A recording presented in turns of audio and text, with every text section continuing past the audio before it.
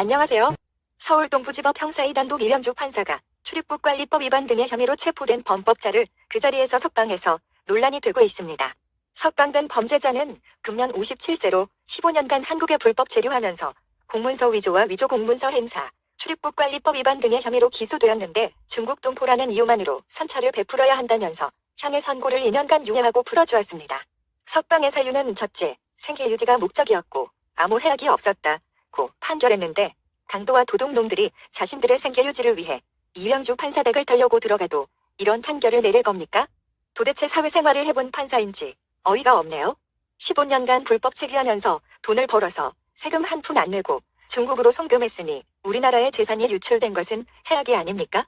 지금 건설 현장에 우리 근로자들은 12시간 일하고 하루 11만 원 벌이하는데 한 달에 200만 원 남짓입니다.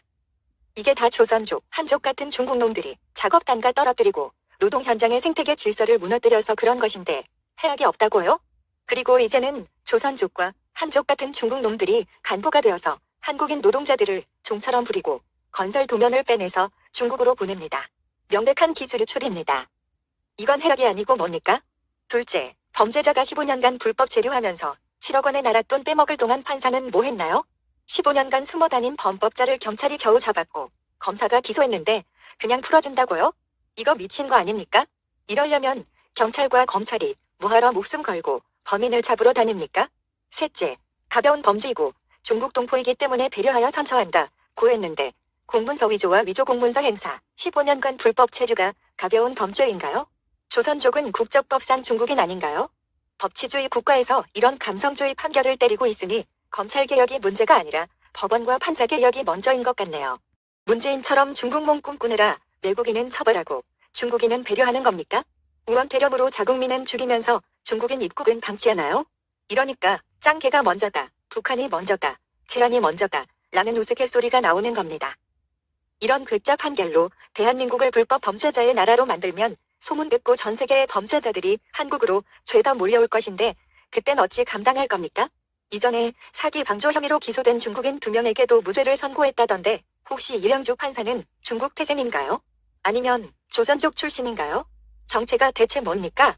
이런 것뿐만 아니라 과거에도 웃기는 판결 많이 했던데 첫째 1조 원대의 투자 사기로 제2의 조희팔 사건으로 불리는 IDS 홀딩스 지점장들과 이사 등 15명의 사기 혐의에 대해 무죄를 선고했고 둘째 지난 2013년에도 해당 판사는 불법 스포츠 도박장을 개장해 30억 원의 부당이득을 챙긴 혐의를 받던 최모 씨에게 집행유예 판결을 내린 바 있습니다.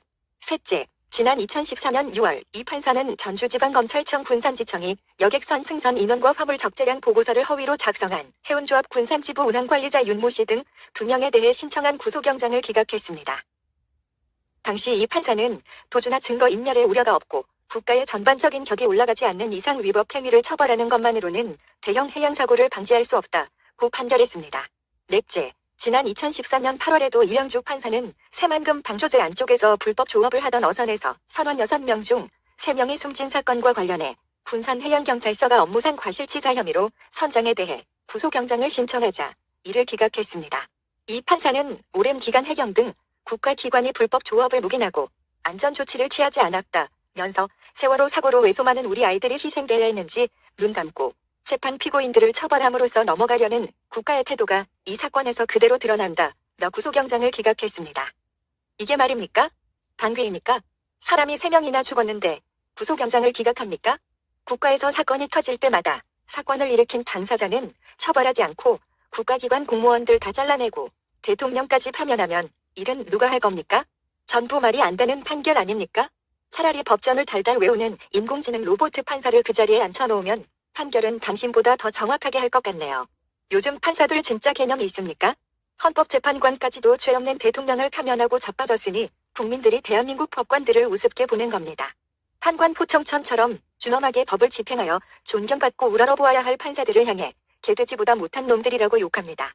대가리 속이 문소대가리처럼 탈탈 털린 것도 아니고 대체 왜 이럽니까? 헌법이 품바협장수의 엿가락 장단입니까? 그렇게 품바의 잣대로 법을 집행하니까 김재동이가 문희상의 국회의장 망치, 이명주 판사의 망치와 목수 망치가 같다고 하는 겁니다. 이거 모욕적이지 않나요? 진보, 좌파, 아나키즘은 문제만 제시할 뿐 해결 능력은 없는 존재들 아닙니까? 문재인 정부처럼 정치 깽판 치워놓고 사과 한 번 안 하고 책임 안 지는 것과 뭐가 다릅니까? 당신도 자격 미달이니까 겉폭 벗고 문재인과 함께 보따리 싸고 판사 자리에서 내려오세요. 우리 국민들은 피땀 흘려 번 세금으로 당신 내줄 월급 주기 아깝습니다.